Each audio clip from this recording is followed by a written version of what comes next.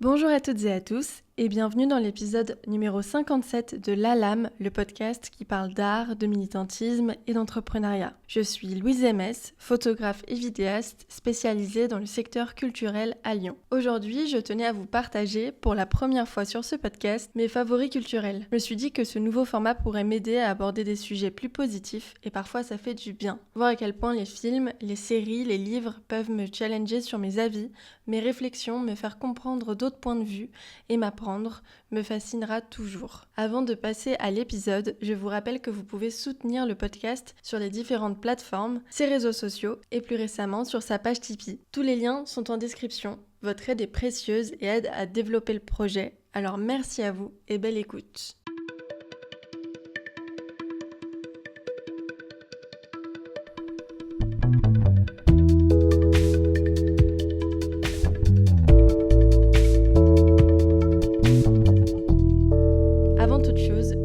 Rappeler que cet épisode est subjectif et non exhaustif.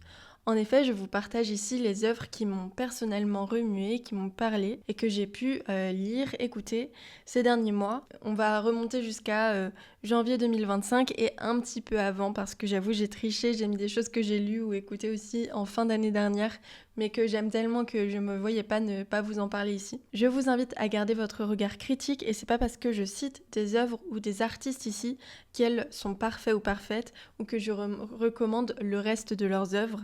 Voilà, fin du disclaimer, on peut commencer tout de suite. Nous allons commencer par la catégorie film. J'ai vraiment saigné le cinéma, chose que je n'avais pas faite depuis longtemps ces derniers mois. J'ai jamais regardé autant de films, je pense, que ces derniers temps. Et c'est aussi notamment grâce à des cinémas indépendants. Il y en a plusieurs à Lyon que je fréquente, notamment le Comédia, le Zola, etc.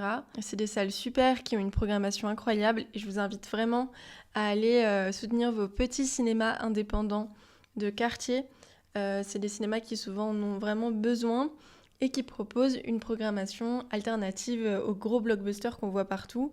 Et des fois, ça nous fait découvrir plein de cinémas de plein de pays et de plein de genres différents. Et voilà, je vous recommande d'aller visiter ces salles. Ok, alors aujourd'hui, je vais vous parler de 7 films, de 5 séries et de 6 livres. Je vais passer rapidement sur chacun, donc ça va être assez dynamique normalement comme rythme. C'est vrai que ça fait beaucoup de choses à voir, donc je vais essayer d'être la plus concise possible. On va commencer avec le premier film, c'est le film qui a le plus marqué mon année. Il s'agit de Diamant Brut d'Agathe Ridinger avec Malou Kebizi en actrice principale. Donc voici son résumé officiel.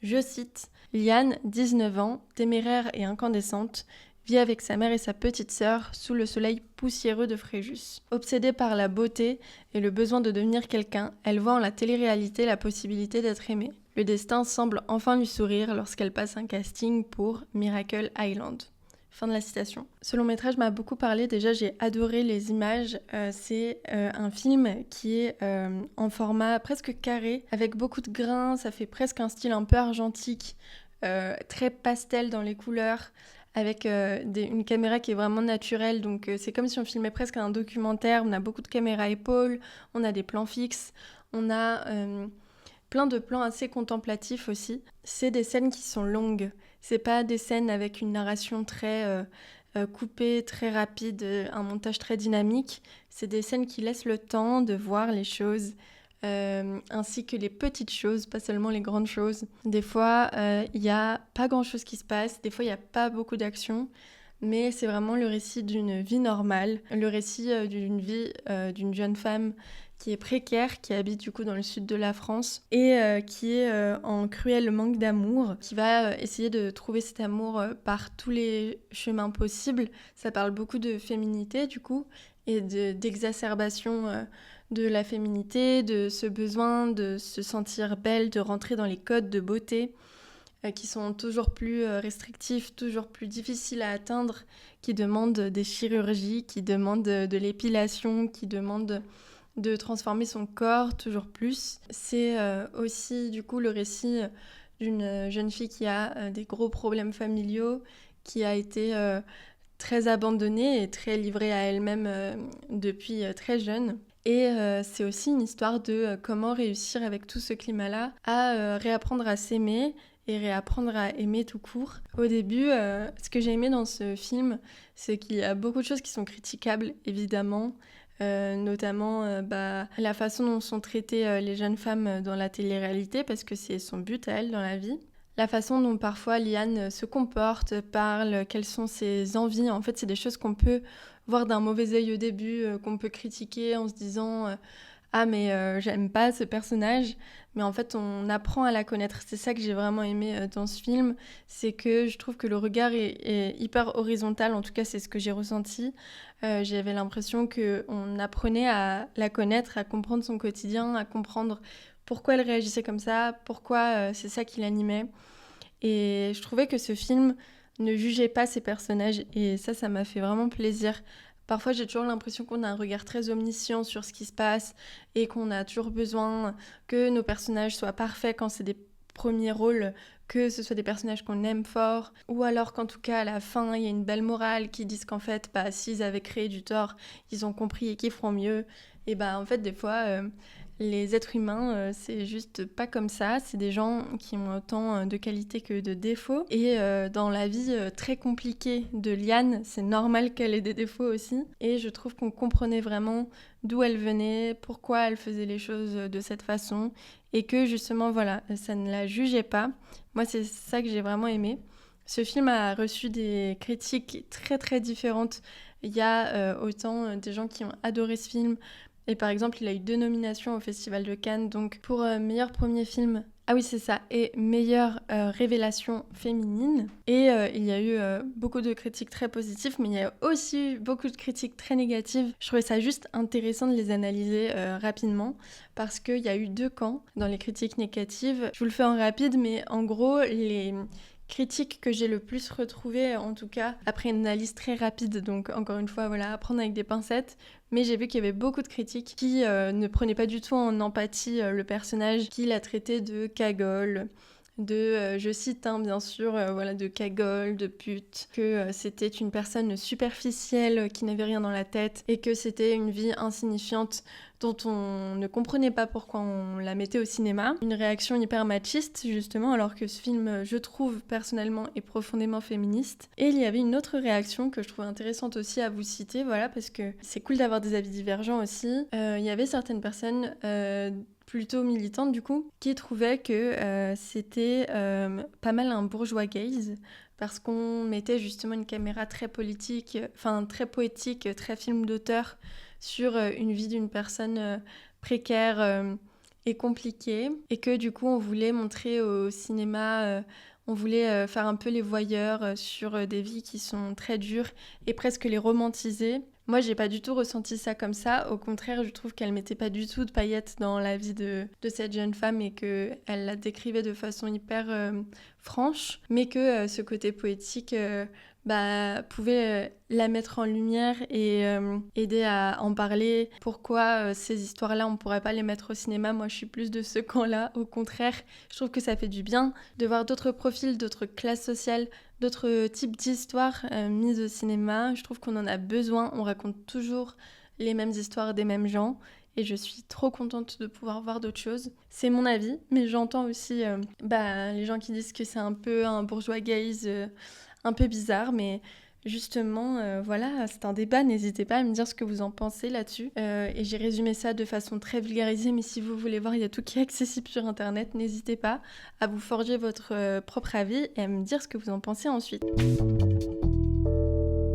Ok, film numéro 2, j'ai adoré Les graines du figuier sauvage. C'est réalisé par un cinéaste iranien qui s'appelle Mohammad Rasulov et qui est sorti en 2024 aussi. Ce film a été aussi nominé à la compétition officielle du Festival de Cannes. Il a aussi reçu plein de récompenses dans plein d'autres jurys, d'autres concours. En actrice principale, on peut retrouver Mahsa Rostami, Nyusha Arkshi et Sohelia Golestani. Je vous lis tout de suite le synopsis. Iman vient d'être promu juge d'instruction au tribunal révolutionnaire de Téhéran quand un immense mouvement de protestation populaire commence à secouer le pays. Dépassé par l'ampleur des événements, il se confronte à l'absurdité d'un système et à ses injustices, mais décide de s'y conformer. À la maison, ses 2 filles, Rezvan et Sana, étudiantes, soutiennent le mouvement avec virulence, tandis que sa femme, Najmeh, tente de ménager les deux camps. La paranoïa envahit Iman lorsque son arme de service disparaît mystérieusement. Ce que j'ai adoré dans ce film, c'est déjà qu'il dure 3 heures alors qu'on ne voit vraiment pas le temps passer et qu'on suit de grandes révoltes populaires d'ampleur et de jeunesse, mais du point de vue de la famille. La plupart de ce film se déroule en huis clos au sein de la famille et on voit du coup la séparation petit à petit et la dégradation des relations à travers cette révolution qui fait que les avis divergent dans la famille très fortement et que les uns les autres vont devoir commencer à se cacher des choses, vont devoir commencer à se méfier, vont devoir commencer à se détester, à se haïr, à tel point qu'à la fin, on a vraiment des figures de monstres. Vous le verrez, j'ai pas envie de vous dire qui le devient, mais c'est assez facilement devinable. Mais je vous laisserai regarder ce film et me dire ce que vous en pensez.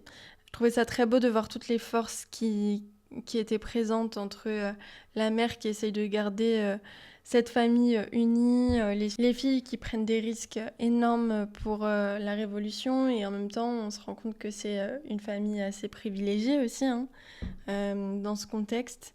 Mais je trouve ça vraiment dur et beau et à voir.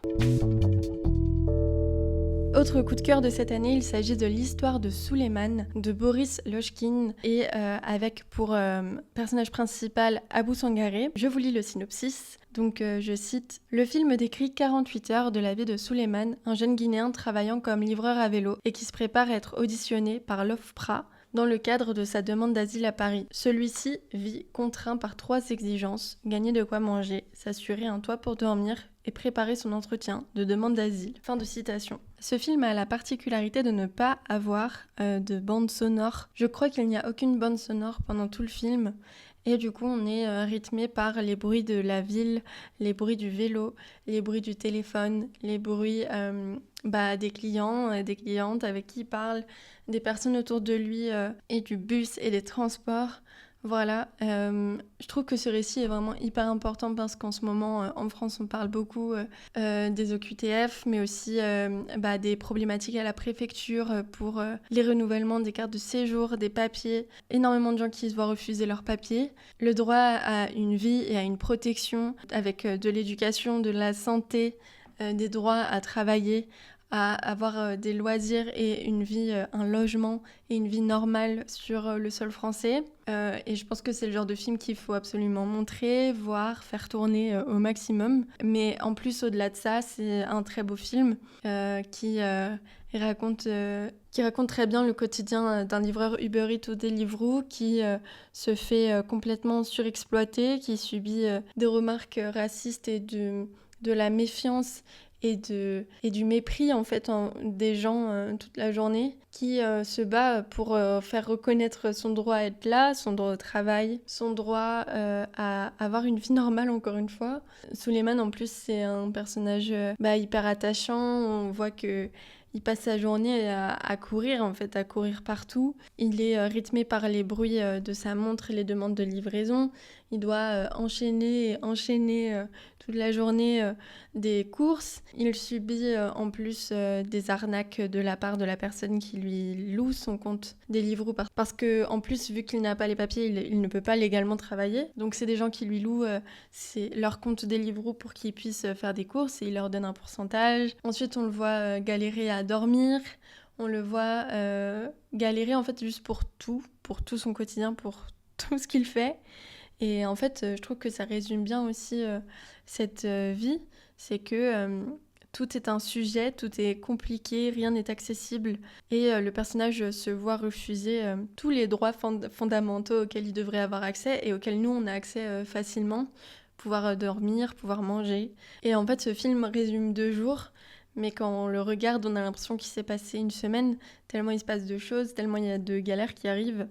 Et la fin, je l'ai vraiment aimée parce que je trouve qu'elle est très réaliste, malheureusement. Et voilà, je pense que ça peut faire avoir un autre regard.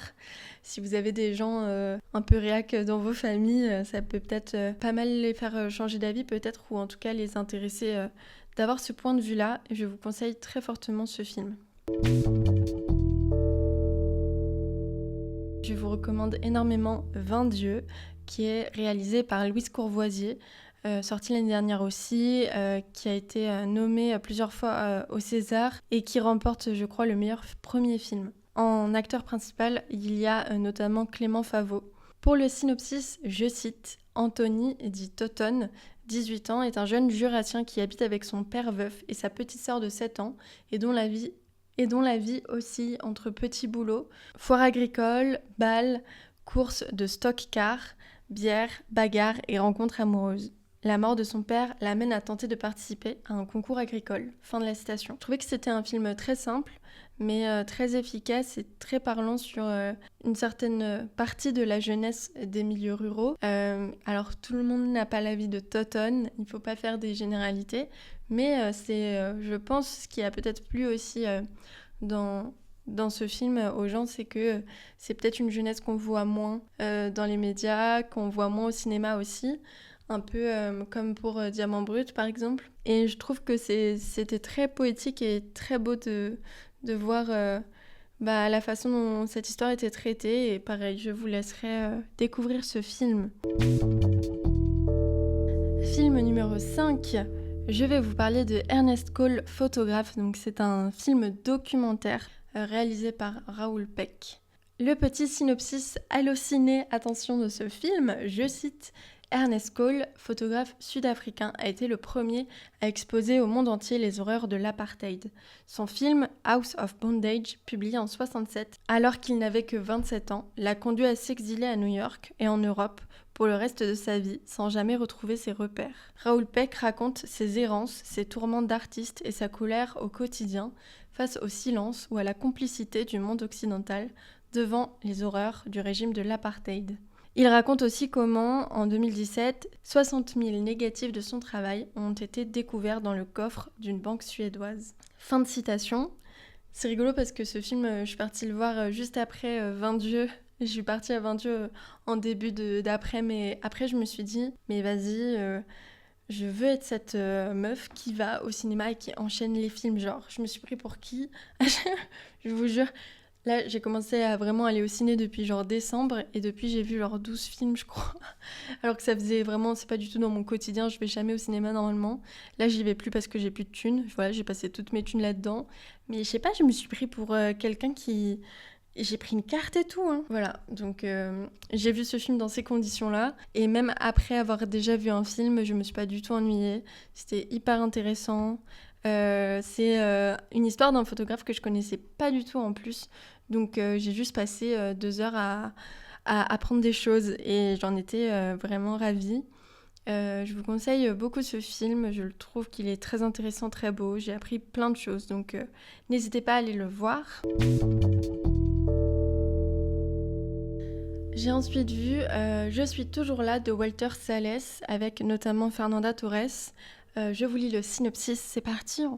Rio 1971, sous la dictature militaire, la grande maison des Paiva, près de la plage, est un havre de vie, de paroles partagées, de jeux, de rencontres. Jusqu'au jour où des hommes du régime viennent arrêter Ruben, père de famille, qui disparaît sans laisser de traces. Sa femme Eunice et ses 5 enfants mèneront un combat acharné pour ses recherches de vérité. Fin de la citation.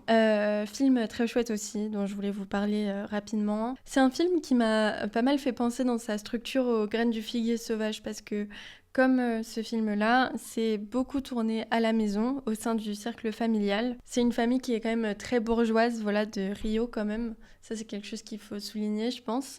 Mais comme les Graines du figuier sauvage, du coup, c'était intéressant de voir les ravages aussi de la dictature dans les histoires personnelles et d'à quel point ces histoires peuvent avoir des conséquences sur des vies humaines.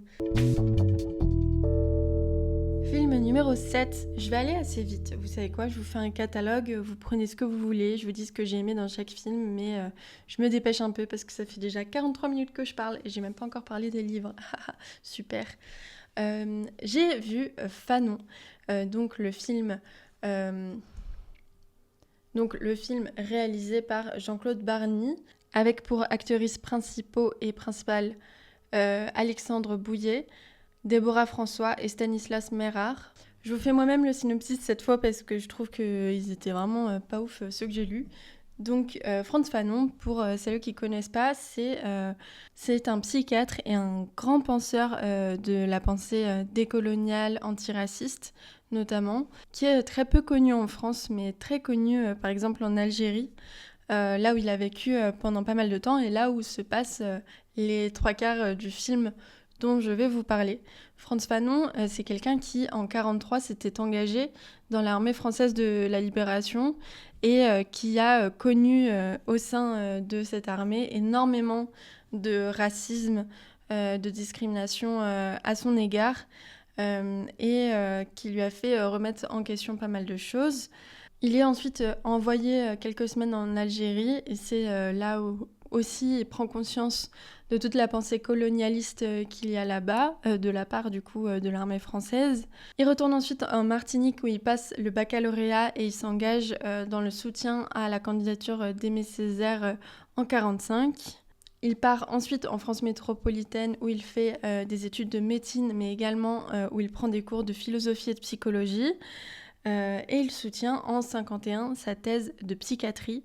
Ensuite, après plusieurs apprentissages, il part en 1953 pour l'Algérie et devient là-bas médecin-chef d'une division de l'hôpital psychiatrique de Blida-Joinville en Algérie. Et donc tout son combat, et c'est à partir de 1953, en fait c'est exactement à partir du moment où il arrive en Algérie que commence le film. Où il arrive du coup avec sa femme Josie. Tout au long du film, on va voir qu'il remet en question beaucoup de méthodes qui sont utilisées dans cet hôpital psychiatrique, de la façon dont on traite les patients, dont on soigne, dont on vit avec la maladie, dont on considère aussi les personnes en situation de handicap, dont on traite aussi tous les traumatismes qui sont liés à la guerre et au colonialisme. Et c'est intéressant en plus parce il parle autant des personnes colonisées que des colons. Et aussi tout l'autre pan de ce film et tout l'autre pan de la vie de Fanon, c'est qu'avec sa partenaire Josie, ce sont des personnes qui sont très engagées aussi dans la libération, la révolution algérienne, l'indépendance de l'Algérie. Donc elles vont être amenées à cacher des révolutionnaires, faire passer des mots, à soigner des personnes blessées. Tout ça en secret et en cachette. Et troisième pan de ce livre, c'est toutes les réflexions qu'a Fanon du coup autour de cet état qui est colonisé, de tout ce racisme qu'il a vécu avant aussi, et de la libération des peuples. Et on le voit du coup tout au long du film écrire les livres qu'il a laissés, parce que dans la vraie vie, Fanon était écrivain aussi, et a laissé de nombreux essais derrière lui, que vous pouvez acheter facilement en librairie d'ailleurs. Sur tout ça. J'ai pas lu du tout encore ces livres, c'est quelque chose que j'ai envie de faire, mais du coup c'était hyper intéressant d'apprendre à le connaître via ce film. Je vous conseille d'ailleurs de regarder les vidéos de Histoire Crépue à son sujet avant de regarder le film, parce que je trouve que quand on a le contexte de qui est Fanon, de son histoire, etc., on peut encore plus apprécier le film, parce que ça nous contextualise l'histoire et ça nous donne son poids et son importance politique. Je pense que c'est un film à voir, encore une fois. Si je vous en parle là aujourd'hui, c'est que c'est que des films à voir. C'est une part de l'histoire très importante. Fanon, c'est quelqu'un, encore une fois, de très connu en Algérie parce qu'il a fait de très grandes choses et je pense que c'est important aussi de se rappeler, c'est important de connaître l'histoire pour ne pas les répéter, n'est-ce pas? Et d'ailleurs, ce film a subi une vague de boycott de nombreuses salles en France. Et moi, c'est ce qui m'a donné de l'espoir, c'est que, bon, déjà, c'est juste dégueulasse, hein, on est d'accord. Mais ce qui m'a donné espoir, c'est qu'il y a eu un grand soutien populaire, en fait, à ce film. Il y a beaucoup de gens qui sont partis le voir en salle la première semaine, tellement que tous les cinémas qui le boudaient ont dû finalement ouvrir des séances. En tout cas, beaucoup de salles qui le boudaient ont dû ouvrir des séances parce que la demande faisait que c'est intéressant de voir que quand on agit, il y a des choses qui se passent.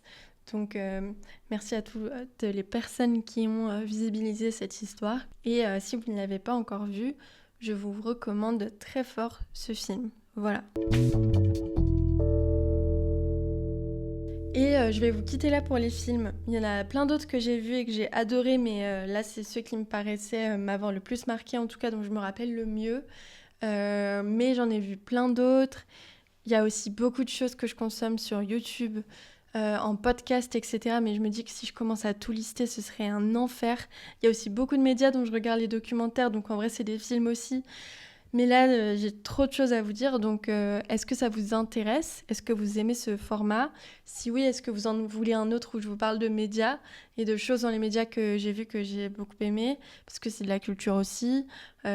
D'autres styles aussi, parce que je regarde aussi beaucoup de photos et tout, mais c'est vrai que c'est peut-être un peu plus dur de pouvoir vous parler de photos ici, quoique, enfin... N'hésitez pas à me dire ce que vous en pensez de ce format, c'est un petit test pour savoir si vous aimez bien ou pas, donc votre avis m'intéresse. Voilà. On va passer maintenant aux séries. J'en ai 5 à vous présenter, voire un peu plus, mais je vais aller très vite là-dessus parce que, voilà, je vais pas vous mentir, ce sont des séries que j'ai découvertes sur Netflix. Je sais que c'est pas hyper éthique, même du tout. Il y a des séries dans lesquelles je suis pas à l'aise avec tout, mais c'est un peu quelques séries doudou que j'ai eues ces derniers temps qui m'ont fait du bien regarder et que je voulais vous partager. Voilà, donc c'est pas les séries de l'année sûrement. Ouais, moi je trouve que ça fait du bien d'avoir des séries doudou aussi. Et ça, c'était mes séries doudou de ces derniers temps. Je vais commencer par Cléo. Alors celle-là, ça m'a vraiment profondément plu au niveau de l'image. Vraiment, je suis fan de la personne qui est chef-op dessus. Je vais essayer de trouver qui c'est parce que c'est fou d'être chef-op sur Cléo. Je suis jalouse, vraiment. C'est une série d'action dramatique qui a été créée par Hanno Hackfort et Richard Kropf et Bob Conrad. Et en actrices principaux et principales, on retrouve Jella Hazeh et Dimitri Shahad. Désolée pour la prononciation encore une fois. Je trouve que l'actrice principale est absolument incroyable. Je trouve que les images sont absolument incroyables. Donc je vous lis le résumé tout de suite. 1987, l'espionne est-allemande Cléo tue un homme d'affaires à Berlin-Ouest alors qu'elle était en mission avec un commando secret de la Stasi. La Stasi, c'est un truc d'espionnage de sécurité d'État allemand, si je dis pas de bêtises. Peu de temps après, elle est arrêtée par l'organisation sous des prétextes fallacieux et dénoncée, vilipendée par tous ceux qu'elle connaît, même son propre grand-père. Lorsque le mur de Berlin tombe, après 2 ans de prison, Cléo est soudainement libre et avide de vengeance. Donc comme je vous l'ai dit, c'est un drame, donc vous imaginez bien que cette série est très sombre, ça se passe pas bien, l'actrice principale va mal et fait n'importe quoi, et donc c'est pas la série légère que vous pouvez regarder comme ça, mais c'est vraiment très très bien fait je trouve, et je vais vous retrouver cette ou ce chef-op, attendez. Ah voilà, il y a 2 directeurs photo du coup. Il s'agit de Martin Langer et Tobias Koppe. Je suis désolée, j'étais obligée de parler d'eux parce que c'est vraiment trop beau. Bref, j'arrête de vous embêter avec ça. Juste, si vous aimez les belles images, allez voir Cléo. Ensuite, alors ça c'est vraiment, attention, 2 séries Netflix très très doudou, mais très mignonnes, j'ai adoré. J'ai regardé récemment Ghost. Ok, bon, c'était un peu compliqué, je vous raconte. Je voulais vous parler de Ghost, du coup, la série que j'ai regardée il y a peu sur Netflix et que j'adore. Mais je me suis rendu compte que je vous avais lu un autre résumé parce que, sachez-le, je ne le savais pas, Ghost est sorti du coup en janvier 2025 sur Netflix, mais c'est son adaptation américaine. Je ne sais pas laquelle a commencé entre l'américaine et la britannique, attendez... Sa version américaine date de 2021 et si je dis sa version américaine, c'est parce que Ghost à la base c'est une série britannique qui est arrivée en 2019. Donc voilà, déjà je ne savais pas que c'était une adaptation celle-là. Celle que j'ai regardée du coup c'est l'américaine, celle qui est dispo sur Netflix. Et en plus, ensuite en 2024, il y a eu une adaptation française avec Éric Judor et plein de gens. Je n'avais aucune idée de ça, donc trop marrant. Moi, je vais vous parler de celle que j'ai vue. Je vous parle de la version américaine. Donc pour vous dire que c'est une série vraiment mignonne et chill, c'est que c'est vraiment adapté dans plein de pays. Enfin voilà, c'est pas la série de l'année, mais ça veut dire que c'est une série qui marche bien, je pense. Et puis enfin, vraiment, elle est trop mignonne, je vous conseille trop. Donc, je vous parle du synopsis parce que, pareil, il est pas ouf le synopsis. Mais en gros, on va suivre un couple, Sam et Ryan, qui viennent d'hériter d'un grand manoir au milieu de nulle part. Ils vont arriver dans ce manoir et vont décider de changer de vie, de tout plaquer et de lancer leur bed and et de lancer leur bed and breakfast là-bas. Sauf que pendant les travaux, et ça c'est dans le premier épisode donc je vous spoil rien, pendant les travaux, Sam va tomber dans les escaliers je crois, en tout cas elle va faire une chute, elle va se taper la tête, elle va en se réveillant commencer à voir les fantômes. Nous on les voit depuis le début, mais voilà, très rapidement Sam va commencer à voir les fantômes. Et qui sont ces fantômes? Ce sont toutes les personnes qui sont décédées sur le terrain de la maison depuis la nuit des temps. Voilà. Donc c'est une vingtaine de personnes, voire un peu plus, peut-être 30, qui cohabitent depuis des siècles, voire des millénaires pour certains, et qui vivent à cet endroit. Il y a autant il y a un viking qu'une meuf des années 70, qu'une personne de la Renaissance, enfin voilà, il y a plein de personnages d'époque différents. Et c'est ça qui est rigolo et qui fait tout l'humour de cette série, c'est que voilà, c'est une série comique. C'est ça qui est drôle, c'est qu'on voit les gaps, là c'est même plus de génération, c'est de siècles entre les personnages. Je trouve que c'est très bienveillant parce que c'est assez woke dans la façon dont c'est écrit. Je trouve il y a beaucoup de remises en question sur des choses que les plus anciens personnages disent ou pensent et comment on voit la vie maintenant. Enfin, il y a plein de... C'est très bienveillant, je trouve, dans la façon dont c'est fait. Et d'ailleurs, Ryan, lui, ne voit toujours pas les fantômes, hein, son mari. Donc voilà, il y a plein de petites choses qui se créent, plein de petites intrigues, plein de petites histoires. Et c'est juste une série doudou, mignonne, drôle, avec des personnages très gentils. Et voilà, je vous conseille, si vous voulez une petite série doudou, c'est trop bien. J'ai aussi vu The Residence. J'ai aussi vu The Residence, qui est une mini-série policière américaine qui a été créée par Paul William Davis et produite par Shonda Rhimes, diffusée en mars 2025 sur Netflix. Cette série a pour actrice principale Uzo Aduba, que vous pouvez sûrement connaître pour son rôle dans Orange is the New Black. Moi, en tout cas, c'est là que je l'ai connue. Donc, dans cette série, je lis le synopsis, je cite: « L'action se déroule à l'étage en bas et à l'arrière de la Maison Blanche. Cordelia Cup, une détective excentrique, arrive sur les lieux afin de résoudre un meurtre survenu lors d'un dîner d'État.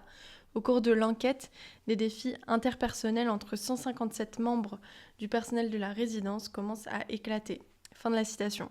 J'ai adoré cette série, j'ai pas grand chose à dire dessus, c'est pareil, c'est vraiment bien fait je trouve, c'est bien filmé, c'est bien écrit, il y a plein de personnages différents, c'est très drôle aussi sur sur plein de choses. L'actrice principale, enfin le personnage principal est adorable, enfin moi je l'aime trop, et voilà, si vous voulez des séries qui vous font du bien, je vous en donne. Et en dernier favori série, je voulais vous parler, attention, de Bref de Kian Kojandi. Donc Bref, je pense que tout le monde connaît. Moi, j'avoue que j'étais pas trop une fan de Bref, voilà, même pas du tout. Enfin, ça allait, je trouvais ça sympa, mais c'est pas la série qui m'a marquée de ouf, quoi, quand j'étais plus jeune. Kian Kojandi, je trouve que c'est pas la personne la plus révolutionnaire de la planète sur ses idées non plus. Juste, il est sympa, mais il n'est pas, je trouve, très engagé dans ses différents travaux, j'ai l'impression. Mais cette série m'a vraiment choquée. Je trouve elle est pas hyper engagée, mais quand même bienveillante sur les relations hommes-femmes. Le personnage, en fait, on suit un personnage qui a genre la quarantaine, je crois, et qui va pas bien, voilà, qui va pas bien dans ses relations amoureuses, qui va pas bien dans son travail, c'est quelqu'un qui est pas épanoui, et je trouve que ça reflète quand même un aspect de la masculinité qui est intéressant, et moi je suis contente de voir des hommes qui réfléchissent sur eux, sur leurs actes, qui se remettent en question, qui réfléchissent sur leur vie et qui se demandent pourquoi ils agissent comme ça, qu'est-ce qui les a amenés à avoir cette personnalité-là, et comment être mieux avec lui-même et avec les autres, avec ses relations amicales et amoureuses, être une meilleure personne et faire plus de bien autour de lui. Je suis très heureuse de voir quand même ce discours-là qui est pas assez là, encore une fois, je trouve, sur les réseaux, hein, dans le féminisme, c'est beaucoup les femmes qui parlent. Et on attend aussi, je pense, enfin personnellement, je parle en tout cas, j'aimerais que les hommes soient plus engagés sur ces questions-là, qu'ils prennent plus leur responsabilité en fait et le pas là-dessus, et même qu'ils se fassent du bien et qu'ils fassent du bien aux autres, toutes les choses que je vous ai dites avant, quoi. J'aimerais voir plus de ce discours, donc je suis heureuse de le voir dans une série. Mais aussi et surtout, moi, ce qui m'a choquée, c'est la réalisation, quoi. Enfin, j'ai été bluffée, le scénario, il est tellement bien écrit. Le découpage est incroyable, le montage est incroyable, les images sont folles, la façon dont c'est raconté, on est toujours entre une fiction racontée de manière, avec une narration assez simple, puis cut avec des mouvements de narration très dynamiques, et puis hop, une façon de raconter très contée, très métaphorisée, et puis on revient dans la réalité. Enfin, c'est vraiment très bien fait. Et je pense que c'est une bonne leçon de cinéma pour tous les adeptes de cinéma et que c'est un style à voir aussi. Et moi, j'adore autant les films beaucoup plus contemplatifs avec des mises en scène très longues comme Diamant Brut que des films comme ça qui sont très dynamiques, très différents. Et pour autant, je trouve que ça fait pas YouTube. Moi, j'avais un peu peur que ça fasse format très YouTube dans la façon dont c'est filmé. Ça le fait un peu, mais ça fait YouTube cinéma, je trouve. Ça fait très... c'est très bien fait. Vraiment, j'étais choquée, c'est très très bien fait. Donc voilà, n'hésitez pas à aller voir cette série, pardon. Là, j'ai des choses à faire. J'ai déjà parlé 1h15. Je vous retrouve demain pour vous parler des 6 livres dont je voulais vous parler. Et je pense que je m'arrêterai là et que je parlerai de musique et de médias une autre fois parce que sinon ça va durer des plombes. Voilà, merci beaucoup. Rebonjour, je vous retrouve le lendemain pour vous parler des livres. J'espère que ça va aller, que ma voix ne change pas trop et que le son est pas trop différent non plus. Vous me direz ce que vous en pensez. On se retrouve maintenant pour parler des livres. Je suis trop contente parce que l'année dernière et cette année, j'ai vraiment bien repris la lecture. Je vais pas tout vous présenter ici, je vais seulement vous parler de mes livres favoris. Mais ça me fait vraiment du bien. Je me suis forcée en fait et je continue à me prendre au moins une demi-heure, 3/4 d'heure de lecture le matin avant de taffer. Voilà, donc j'essaye de pas mettre mon téléphone dans ma chambre et tout. Enfin voilà, je suis devenue ce genre de personne. Mais ça me fait beaucoup de bien. En fait, avant le matin, j'étais sur Insta et tout. Et c'est grave ok, mais juste ça me déconcentrait de ouf. Et je prenais beaucoup de temps, je perdais beaucoup de temps. Et je me sentais pas bien. Et après, j'avais du mal à travailler parce que j'étais pas concentrée. Et maintenant que je me remets à lire, déjà, ça me fait trop plaisir de lire parce que c'était vraiment une grande passion quand j'étais plus petite. Et j'ai arrêté pendant des années justement parce que j'arrivais plus à me concentrer du tout. Me remettre à lire, ça m'aide à ensuite me concentrer au taf. Ça me fait du bien parce que c'est vraiment juste un moment avec moi-même où je peux me ressourcer. Chose que j'arrive pas en scrollant sur mon tel. Juste, ça me fait du bien parce que j'ai pas à réfléchir. Mais je me sens pas... bien après, alors que la lecture c'est vraiment un truc que je faisais quand j'étais enfant beaucoup, et du coup j'ai l'impression que je me revois enfant et ça me fait beaucoup de bien, je me retrouve un peu quoi. Et du coup avoir ces créneaux réguliers où je suis obligée de lire tous les jours, en fait ça me fait vraiment de bien, ça me fait avancer dans mes lectures. Déjà il y a plein de livres que j'avais envie de lire, que je suis en train de découvrir petit à petit, donc c'est chouette, j'apprends plein de trucs. Et ça me repose. Donc voilà, c'est petit point positif là, la lecture c'est vraiment la vie. Donc je suis trop contente de pouvoir vous présenter mes lectures aujourd'hui. Et je voulais commencer avec, je pense, mes plus gros favoris, surtout le premier. J'ai lu 2 livres de Fatima Wassak récemment. Rue du Passage et Comme Ali. Pour celles qui ne connaissent pas Fatima Wassak, c'est une grande militante notamment écolo et antiraciste, mais qui se base sur plein d'autres choses, hein, parce que voilà, tout est lié, c'est une grande féministe, elle parle beaucoup de lutte des classes, etc. Mais voilà, elle a été connue en tant que militante, en tout cas notamment pour ses combats écolos par exemple. Et en fait, elle a aussi créé le Front de Mer, qui est un syndicat de parents en banlieue, qui a fait beaucoup de bruit aussi il y a quelques temps. Et voilà, elle fait plein de choses, et à côté de ça, elle est aussi écrivaine. Et en fait, elle a écrit 2 essais politiques qui s'appellent respectivement La puissance des mers et Pour une écologie pirate, que je vous recommande 100%. Elle s'est récemment mise à écrire du roman, et voilà, elle a commencé par Rue du Passage, qui est, je pense, un de mes romans préférés all time. Dans Rue du Passage, on va suivre Salima, qui est une enfant qui grandit dans les années 80. Et chaque chapitre, déjà, ça c'est quelque chose que j'ai adoré. Chaque chapitre, il va y avoir un bond dans le temps, de plusieurs mois, voire de plusieurs années. Donc on va voir Salima grandir. Et Salima a une vie plutôt normale. Elle va aller voir l'usine de son papa, elle va aller à l'école, elle va aller chez les commerçants de son quartier. Il y a sa famille qui va venir dans son appart. Elle va parler avec ses parents, elle va parler avec ses amis. Voilà, elle a une vie d'enfant. Et on va découvrir via sa vie un quartier populaire dans la région parisienne ou à Paris carrément, je sais plus. Et on va découvrir en fait sa vie d'enfant qui grandit en tout cas dans un quartier populaire, qui a une famille immigrée. Le livre va donc beaucoup parler des problématiques liées à l'exil et à tout ce que ça peut impacter sur la vie personnelle, professionnelle, des personnes concernées. Quelque chose que l'on retrouve beaucoup dans ce livre et qui était très important en tout cas pour Fatima Wassak, c'était de mettre en avant des métiers dont on a complètement oublié l'existence aujourd'hui. Personnellement, c'était des métiers que je connaissais pas du tout et j'ai appris à les connaître via ce livre. Il y a par exemple la cafetanière, c'est celle qui va aller coudre les vêtements pour tous les événements particuliers des familles. Il y a la doseuse d'épices qui vient chez les familles pour doser les épices lors d'événements particuliers aussi. Il y a le passeur ou la passeuse de cassettes qui va faire les voyages entre la France et les pays d'où viennent les gens pour aller donner les cassettes des familles pour qu'ils puissent se parler. Parce que c'est vrai qu'on n'y pensait pas, mais avant, il n'y avait pas de téléphone, il n'y avait pas Internet. Et du coup, les gens enregistraient leur voix et donner des nouvelles à toute la famille sur des cassettes et payer un passeur de cassettes pour pouvoir faire le pont entre les deux pays. Et ça, je ne savais pas du tout. Et on voit l'importance de ce métier, la façon dont le passeur de cassettes est central dans la vie du quartier, parce que justement, c'est quelque chose de primordial, c'est le seul moyen avec lequel ils peuvent avoir des nouvelles de leur famille.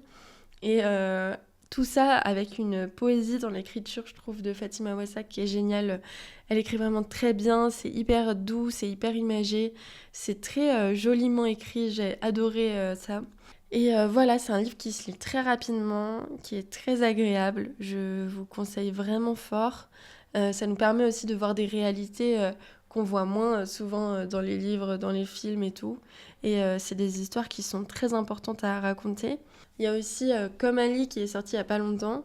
Alors ça, c'est un livre vraiment très court, il doit faire 80 ou 100 pages maximum. Dans Comme Ali, on va suivre un petit garçon qui a 9 ans et qui subit de l'islamophobie et du racisme, qui nous parle du fait qu'à l'école, il va être traité différemment, que dans plusieurs instances de sa vie, il va être traité différemment à cause de ça et du fait qu'il est arabe. Et par exemple, il dit, je cite, « Les Arabes ne sont pas des enfants, ce sont des Arabes ». Il dit ça alors qu'il a 8 ans et ça nous montre l'impact que ça a sur même les tout jeunes, le contexte inhumain dans lequel on vit. Ali, à un moment, va à l'école et puis il va voir sur le téléphone de ses amis la vidéo de Naël, le jeune ado qui a été tué par la police il y a 2 ans et qui a entraîné du coup de grandes révoltes populaires. Ali va voir ça, va être complètement choqué par la vidéo. Et en fait, il va voir que du coup, il y a son commissariat en bas de chez lui qui brûle. Il va être pris de révolte et va vouloir continuer à alimenter ce feu. Mais voilà, je vous laisserai voir la suite. C'est un conte qui est très onirique. Et je trouve que le mélange entre le fantastique et une histoire aussi marquante que des faits de violence policière, c'est quelque chose de très très beau, très inspiré et contente de lire ça. Enfin, je trouve que c'est déjà hyper important. Je vous conseille vraiment de lire les livres de Fatima Wassak. Je trouve que c'est trop important de lire ce genre d'histoire. Et en même temps, ça fait quand même rêver, imaginer d'autres choses. Et voilà, je vous conseille trop son travail. Bref, je vais arrêter d'en parler, je pourrais en parler pendant des heures. Donc vraiment, lisez ces 2 livres en plus. Si vous avez du mal à lire, justement, c'est des livres qui sont faciles à lire, donc je vous conseille trop pour reprendre la lecture, c'est trop bien.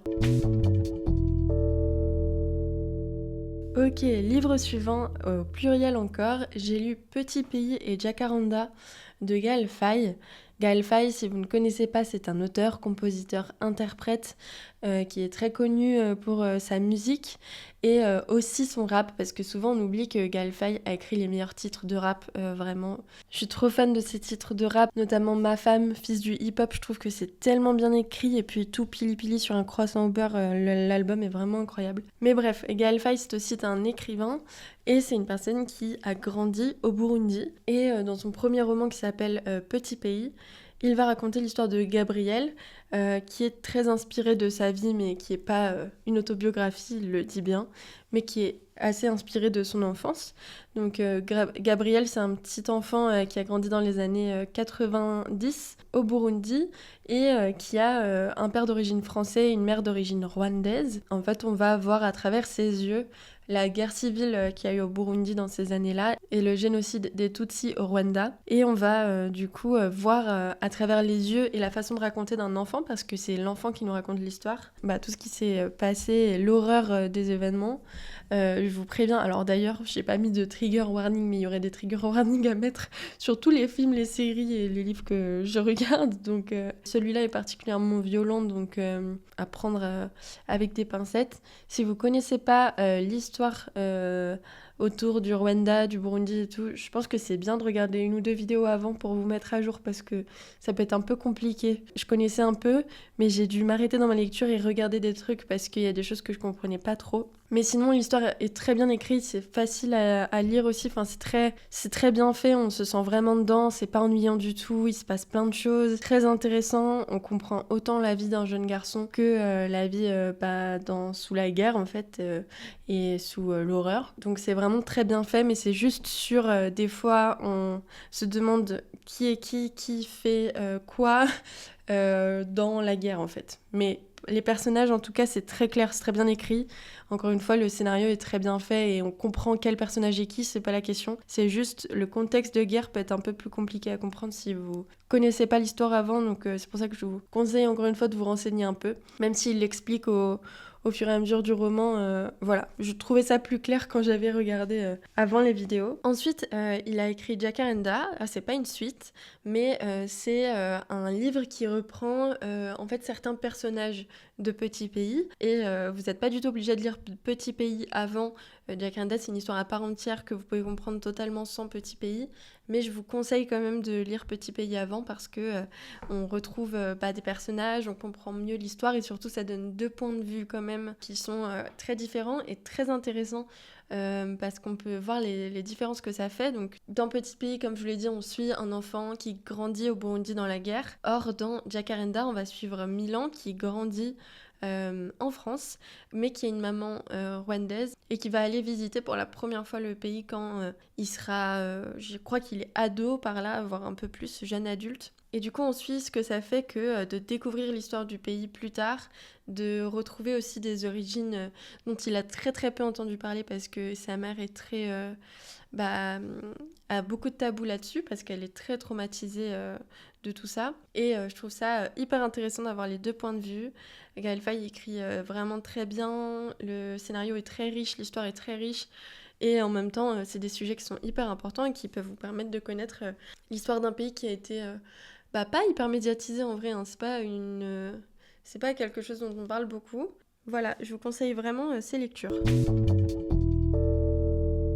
Autre roman que j'ai adoré lire, il s'agit de Les Jours Mauves de Kalindi Ramphel. Donc Kalindi, c'est une personne que je suis depuis très longtemps sur les réseaux, depuis l'époque de Mademoiselle, où elle était chroniqueuse cinéma dans mes souvenirs. Et maintenant, via le podcast 4 quarts d'heure.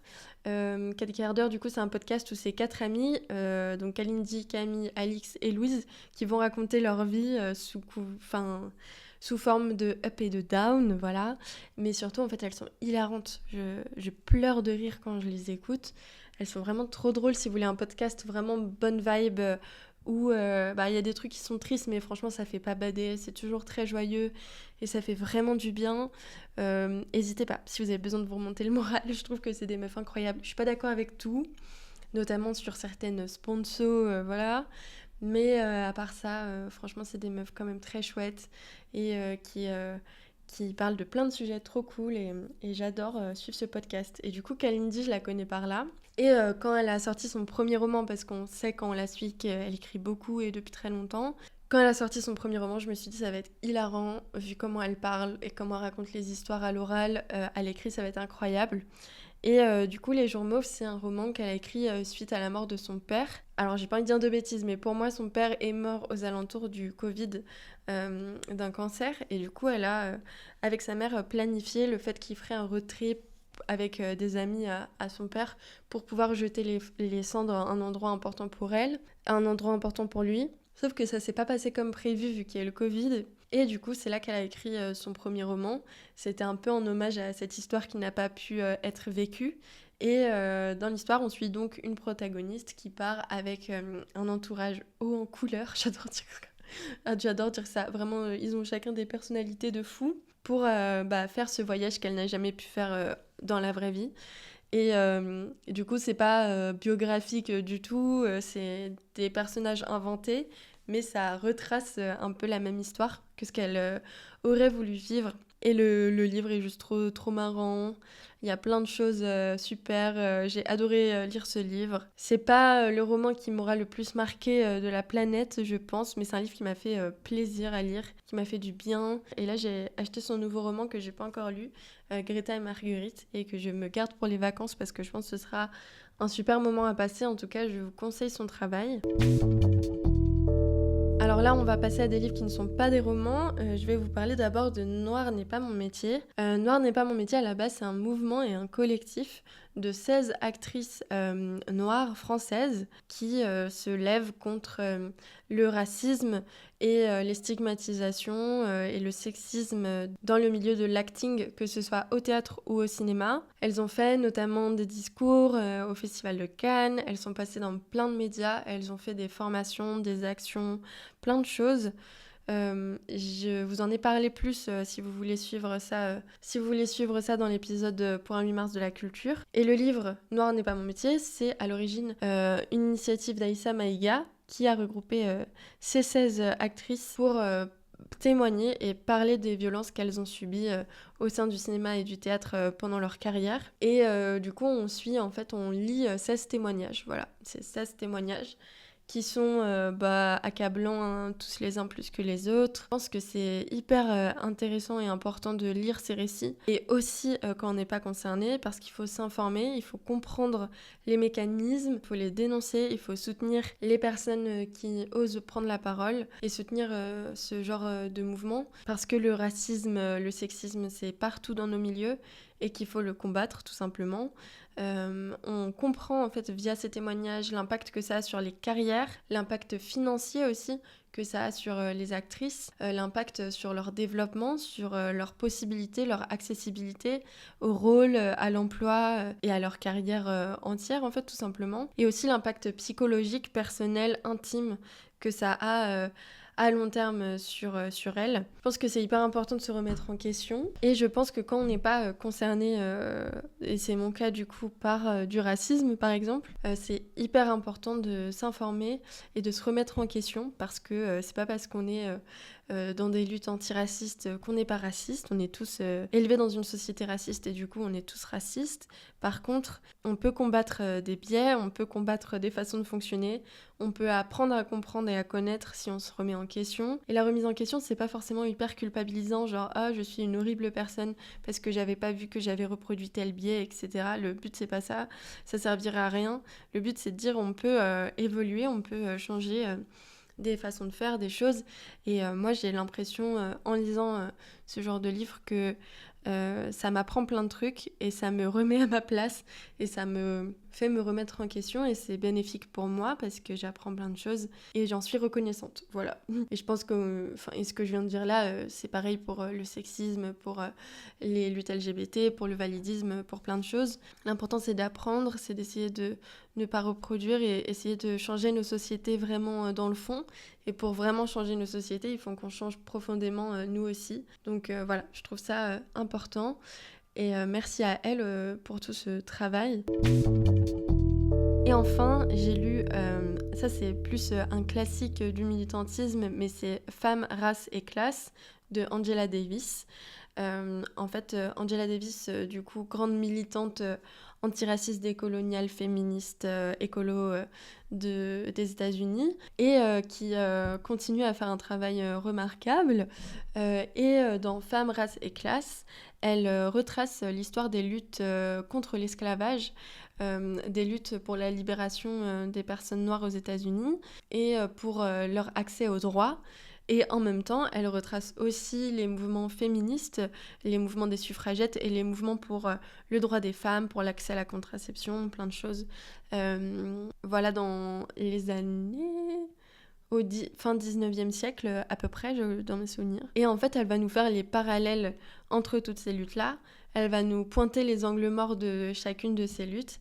Elle va remettre en question les façons aussi de lutter à cette époque, de comment on faisait front commun ou pas du racisme qu'il y avait dans les mouvements féministes et de tout ce que ça a eu comme impact ensuite pour le reste de l'histoire.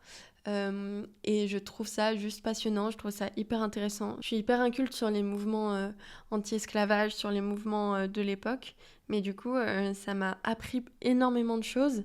J'ai beaucoup appris aussi du coup sur les mouvements des suffragettes que je connaissais bien sûr, mais très peu aussi. Enfin, je connaissais pas en détail tout ce qui s'y passait.